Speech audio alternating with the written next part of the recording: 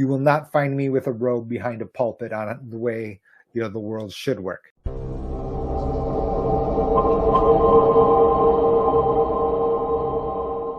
We're going to start with health insurance markets today because last night we have huge health insurance developments.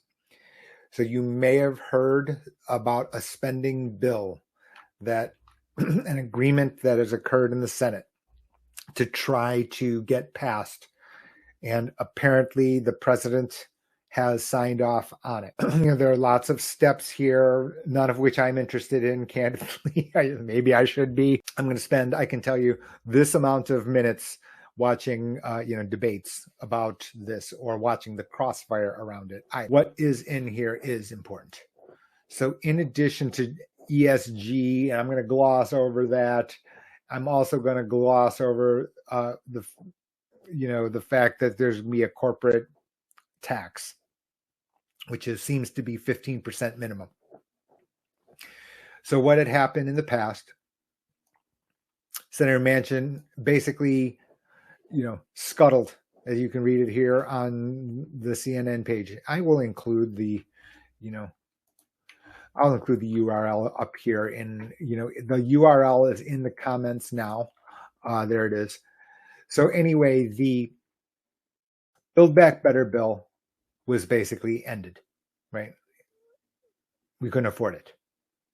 And that's what happened. Inside there were two things, which were Medicare's direct negotiation for prescription drug. And the second one, which didn't get as much news, but just recently over the past month, you can see it on Jay's Corner. You could see it on the YouTube channel, on Jay's Corner, the YouTube channel, that I've been mentioning the fact that the health insurance subsidies would have ended as a result of the ARPA ending, which is the American Rescue Plan Act, which was the response to COVID. Build Back Better would have made that permanent. The compromise here is to extend,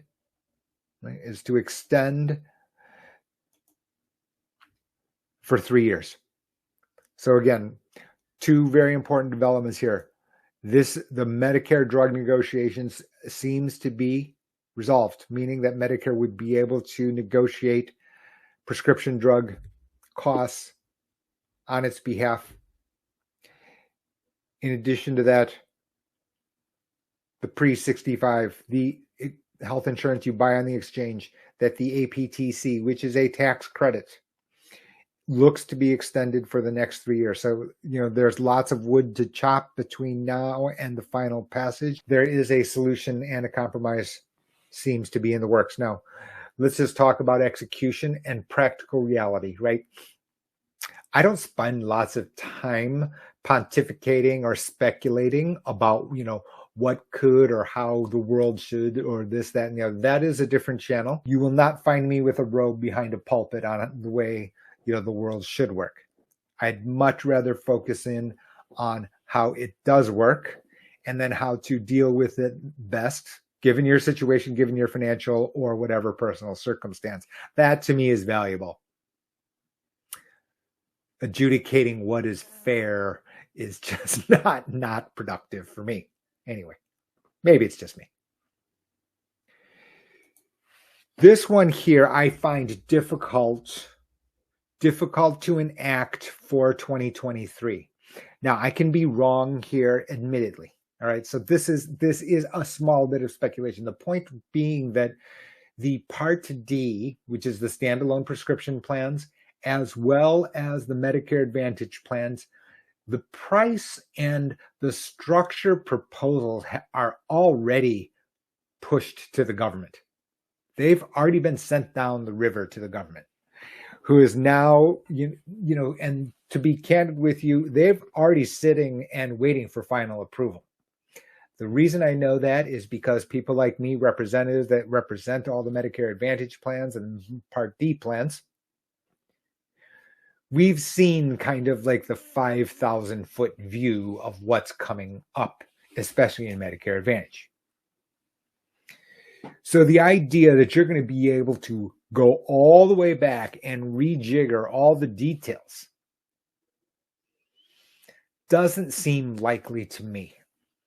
It just doesn't seem practical to put those nuts and bolts into place. Now, could I be wrong?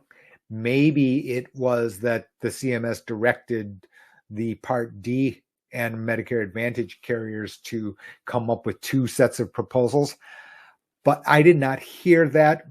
That said, I'm not sitting there in the day-to-day conversations between the CMS and the carriers. This one, however, which is the health insurance subsidy extension, that can easily be bolted on and the light switch to be flipped on, because that's just a separate calculation matter. Now, the federal, which is healthcare.gov, right? So remember, if you want to get these subsidies, you must use healthcare.gov. You must use healthcare.gov or state-specific exchange. You need to use one of these two in order to be able to access the lower health insurance premiums and also possibly lower deductible and out-of-pocket maximums.